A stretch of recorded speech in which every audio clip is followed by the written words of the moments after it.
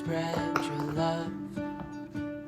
What if your sweetness could reach everyone? There'd be no wars.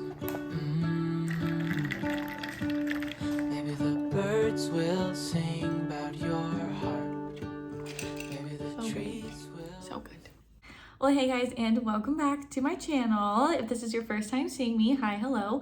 My name is Riley, but today we're going to be talking about my garden plans. I'm going to be answering a few questions you guys have. I took a little Q&A on Instagram, so I'm super excited about that. I know this video has been kind of long awaited for me because it's finally warm, like getting warm outside. We're creeping into spring. One of my favorite seasons. Spring has slowly become one of my favorites, especially with having a garden and just warmer weather in general. I'm just super excited about it, but also long awaited because I was going to kind of dive into gardening and this type of content last year, but I was pregnant while we were planting our garden. It was our first year ever planting a garden, so I didn't feel like I had a lot under my belt. I still really don't, but especially at that time, I had a little bit too much on my plate, and I feel like I was a little inexperienced to talk about actually a gardening experience, and we are still learning as we go. We're growing a lot of new stuff this year. There's a lot of things we want to do differently with the stuff we grew last year, so I'm gonna get into all of that in today's video. Super excited to share it all with you guys. I know I've got a lot of questions about like tips and different things for beginners. Like I said, we are still beginners ourselves, but Kyle's grandparents are a wealth of knowledge for us. They had huge gardens, grew a lot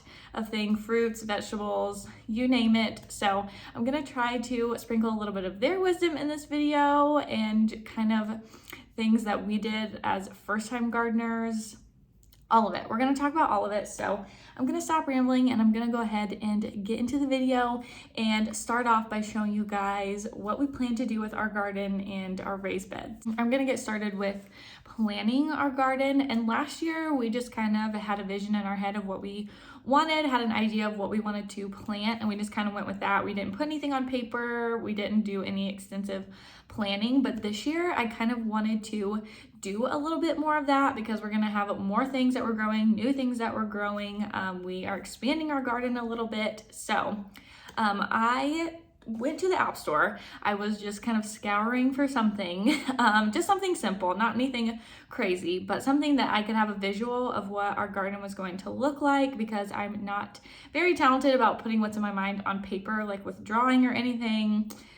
Not for me. But I did find an app. I think I just typed in like garden planner or something in the app store, and I downloaded a few and I went through a few of them, but the one that I chose is called, I gotta look, it's called Veggie Garden, and I believe it's only for iPhones, but it has a list of plants, vegetables that you can look at. It has like a whole garden planner, and you can put your exact measurements of your garden. You can put however many rows of each thing that you want. You can add your own thing if they don't have like the fruit or vegetable on the list that you are growing. So it was really great. I really like it. So if you have an iPhone and that's something that you're interested in, definitely check it out. I will leave like a little screenshot or something on here, maybe do a little voiceover and go through all of that just so you can have a visual and see if that's something that you want to do.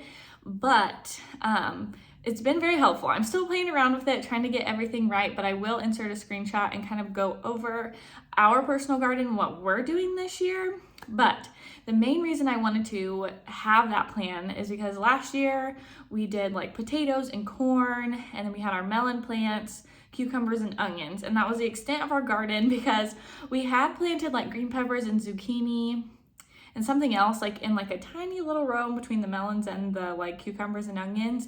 And I'm kind of glad they didn't come up, because if you plant melons, they just spread, they take over, and we knew that, so we left enough room for them, but they just went everywhere. So that is something to keep in mind, and I will talk a little bit more about that in my Q&A. I do have a question about like my favorite and my least favorite thing to grow. I am going to start by showing you guys kind of our garden plan and what I plan to have in our raised bed, and then I will get into kind of the Q&A portion of the video and just kind of chat a little bit about my honest feelings about things that I would do differently and things that we're gonna do the same. So I'm really excited to share it with you guys so you can draw some inspiration for your own garden if you're planning to do that this year, or you're just starting out and don't wanna make those same mistakes as us.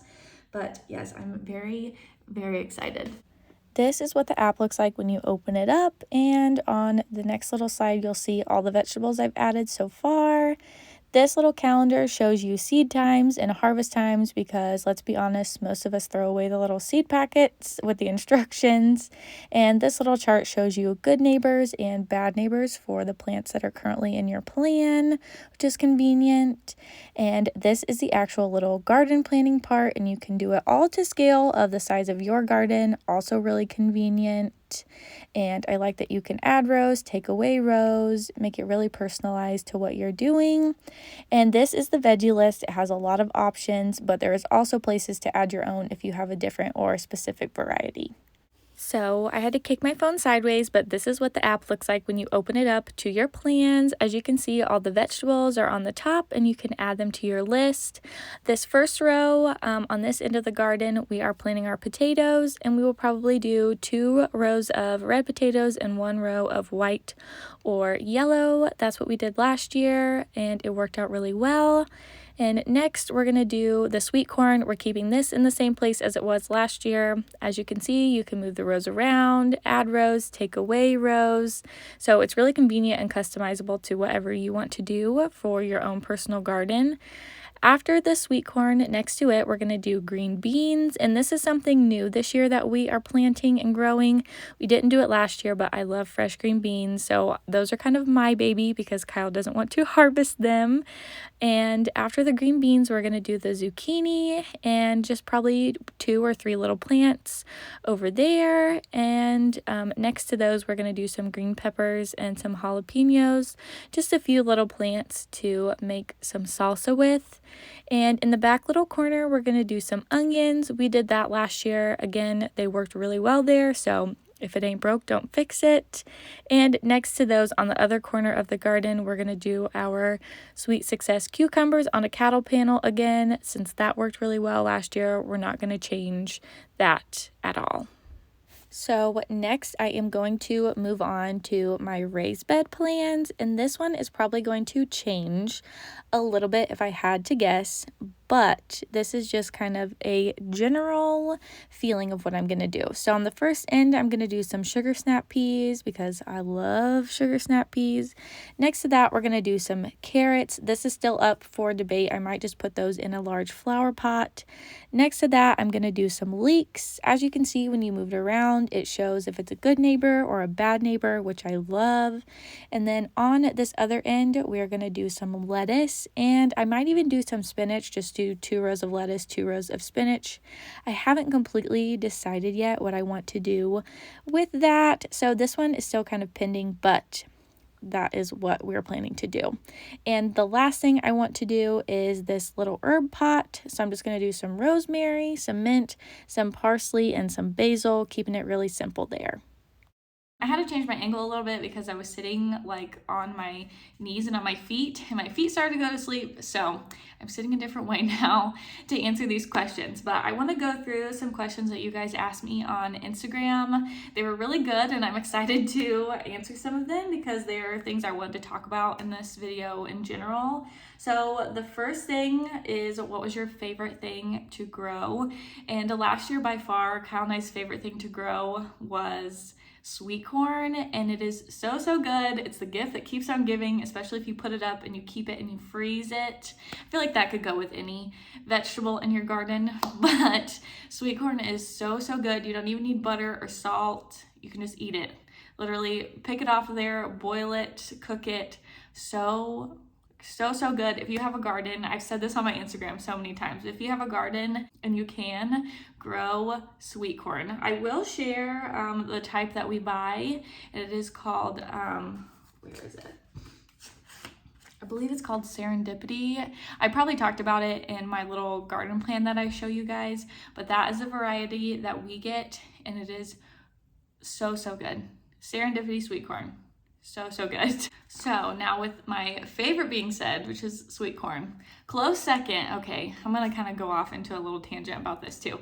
Second was potatoes. Like our garden potatoes were so good and so creamy and so soft. Like they, oh, so good. We grew a red variety, we grew red Lesotas, and we grew a yellow variety. We grew Yukon Golds.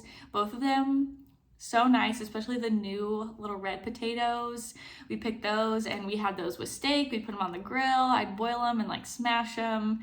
I like potatoes pretty much anyway. And Kyle would use the Yukon Golds. We had one that we picked and it was literally like this big, huge. And Kyle made a giant baked potato out of it. I'll try to find the picture and insert it for you guys. But it was really good. The Yukon Golds are just really soft and buttery and grow potatoes too. They can be a little bit tricky, especially with like potato bugs and different stuff like that. And a lot of ours didn't come up last year. We didn't have a very good yield of potatoes, but our potato plants that did produced a ton. So that is something to experiment with and something that I really, really enjoyed growing. It's like kind of therapeutic for me to go out and weed the garden and check on things. I don't know. I just really like to take care of things and I'm like an over carer. So if anything's like dying or doesn't come up, like it just makes me very sad. So our potatoes, even though they didn't yield a lot and they kind of struggled a little bit, it was worth it. It was so worth it to grow potatoes. But I am going to get into my least favorite thing to grow, and last year by far Kyle and I's least favorite thing to grow was our melons, which was kind of sad because we were really excited about growing watermelon and cantaloupe because cantaloupe's my favorite, watermelon is Kyle's favorite, but they just ended up being kind of like a disaster in a way. I mean, we propagated them, they came on really well, and at the beginning of the summer was really hot and dry, which they kind of thrive in. And when our melons started to come on, it was still kind of hot and dry, and then we got a bunch of rain and we didn't straw enough under the melons that we had, so we were trying to turn them and they were rotting. And then we had a dog that was coming in and it would step on the vines, and if you step on any vines at all on a melon plant, they will die and all the fruit on it dies. So that was a big struggle with those. And with cantaloupes, they can ripen really fast, and a lot of our melons were coming on when Jamie was born, or around that time, so a lot of our melons rotted because we weren't out there to pick them. And I just remember sometimes with our cantaloupe, like I would go out and be like, okay, this one's gonna be ready tomorrow, and I would go out and check it the next day and it was already like rotted on the one side. So we maybe got 3 or 4 good cantaloupe out of our whole melon plant, and we got quite a few watermelon. They did fairly well. They don't rot as quickly because their rind is a little thicker, but both of them, it tasted very good. Like I said, what we got off of them was very good. They were just very tedious. We were constantly moving vines around different things in our garden because they trail everywhere, wherever they want, they will go. So just keep that in mind if you grow melons. If we decide to do it again, we are going to give them their own little patch. We might do like a little landing strip on the side of our house and just have that strictly for melons if we decide to do that again. But we are not doing melons this year. We are putting something else in place of those, which is kind of sad because it was really nice to have like our own cantaloupe, because that is my favorite. It's so good. But they definitely were not worth the struggle that we had last year with them. I know that was a little long-winded, but that is my favorite and my least favorite thing to grow in the garden so far. Another question that I got was kind of going along the line with the same thing. What is the easiest thing to grow? And last year by far for us, the easiest thing to grow was cucumbers. Those little babies came up in like 3 days of planting them and grew like right up our little cattle panel that we had, because they like to vine, and they produced and produced and produced like almost into the fall, and they were just so easy to grow. The variety we had were really soft, and they were really like sweeter. They're called Sweet Success if you want to grow those kind. I will insert another picture because they are really easy to like forget about, or they like hide themselves in the vines and they can get huge. And once they get to a certain size, they're not really good to eat anymore and they just look crazy. So that is something to keep in mind, but if you stay up on them and keep an eye on them, they are definitely something that's really easy to grow and something that we really enjoyed growing because Kyle really likes cucumbers and a lot of people in our family do. I'm not a big fan, but I tried those and they weren't too bad. I would snack on them here and there, but definitely not something that's my favorite, but very easy to grow. And kind of going along with having a surplus of cucumbers, another question I got was, did you produce more than you could eat? And if so, what did you do with the extras? So cucumbers, definitely we had more than we could eat, and there's not a whole lot you can do with those type of cucumbers because like I said before, they weren't pickling cucumbers, they were too soft and too long. So a lot of the cucumbers we just kind of gave to our family. Kyle's mom and his sister took some, his dad and his wife, my mom and dad took some. We would just give them away any chance that we could because like I said, we would just get too many for us to eat, but it ended up working out because a lot of people like fresh cucumbers and cucumbers from our garden. We didn't really produce anything else like super crazy amounts that we couldn't eat a lot of. Our corn, once we noticed it started coming on, like our first years, some nights for dinner we would just go and pick it off and I would boil it or we would grill it, we would cook it somehow. And then when we got to the end, when like all of our second years were coming on, all of our first years were ready to pick, we actually put it up and Kyle's dad and grandma and grandpa came over, even his mom helped us pick it all, clean it all, and boil it, and we put it in Ziploc bags to freeze and put up, and we are still eating on it. We're actually on our last bag of sweet corn right now, which is really sad, but we're almost to the season where we're gonna plant it again and have more, and I feel like that's pretty good, lasting us until March. We definitely could have made it last longer, but there for a few weeks we got kind of crazy and had it like a few nights a week, just because we just got a taste of it and it was so good. But potatoes were the other thing we kind of had a surplus of. We even gave a lot of those away, but Kyle did find something that's very useful. And if you put an apple into a bag with your potatoes, we just got the big brown paper bags from Aldi, but you could get a brown paper bag from anywhere. And Kyle put a apple in there with those and they kept for a long time. The skin didn't get soft and wrinkly. The potatoes stayed really nice. So we ate off of those for a few months. We just kept them in a dark, cool place in the bottom of our pantry. But we just got to the point where some of them like had holes in them, like from when we picked them in the ground, and they were just getting kind of soft and kind of wrinkly, or they were growing eyes on them. But those probably lasted us into December, I want to say, and I made mashed potatoes with them. I made like roasted potatoes, all the different things. So potatoes can definitely last you a long time if you store them correctly, but like anything, we just shared with our family. Another question I got is, where do you buy all of your seeds from? And last year we have a local a plant nursery called Cox's Nursery, and we went and got a lot of our seeds from there. They had all the varieties pretty much that we wanted to grow, but Kyle's grandpa, like I said, his grandma and grandpa are such a wealth of knowledge for us, lended me, donated me these little seed catalogs. So if there's something that's not in the store near you, or you can't find the variety that you want, you can always look online or get a seed catalog and order out of there. I haven't really looked at anything else I would want to grow. I need to look through this a little bit more. But a lot of the things we'll buy at our local nursery. That's what we did last year, and it worked out really well.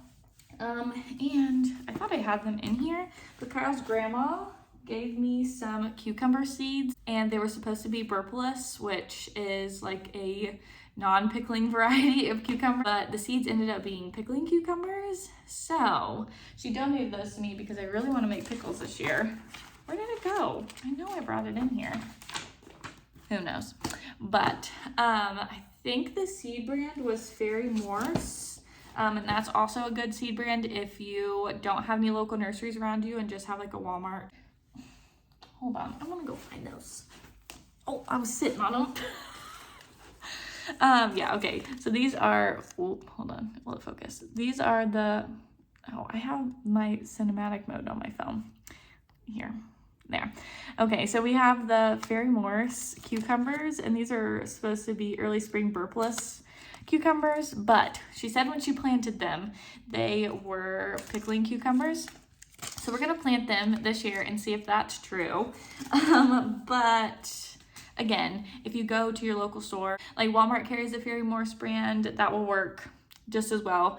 And it's always kind of a trial and error. Some things you buy, like a variety of one thing, and end up not liking it, so you can always switch the next year, or if it's soon enough in the same season, you can do that as well. So a lot of options to buy seeds. You don't need anything fancy, you don't need anything expensive at all.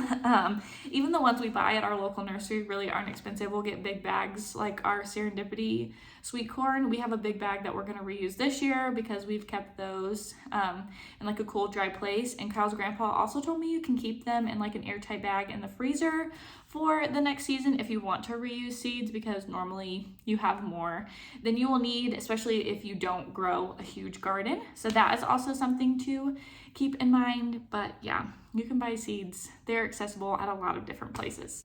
And the last question I got was how to get started. And honestly, you just got to start. Whether you have a raised bed, people grow stuff just in like little pots on their back patio, or do like little like, I can't think of what I'm trying to say, like balcony gardens. If you live in an apartment, like you could get a planter box and you can just start with herbs, like your favorite herbs that you like to cook with, plant those in there. You can plant potato plants in a pot, you can plant carrots in a pot. Just little things if you want to do that, or even raised beds. You could make one of those really easily in your backyard if you don't have a very big backyard to make a full garden. I think that is a good idea, and that's something we're going to branch out with, because our raised bed's kind of going to be our little trial and error spot. I'm going to grow some leeks in there. I don't know what else I'm going to grow in there. I don't have a huge plan. For starting, you just have to pick a good spot in your yard that gets ample amounts of sun and shade, and till up your ground really well. You want really workable soil, and depending on what you are growing, you might have to put like some fertilizer, manure, sand in your garden to really break up that soil and make it a good environment for whatever you decide to plant in there to grow. But no matter where you live, I mean, even across the street, the soil composition is going to be different than what it is in our yard a little bit. So you just kind of have to find what works for your area.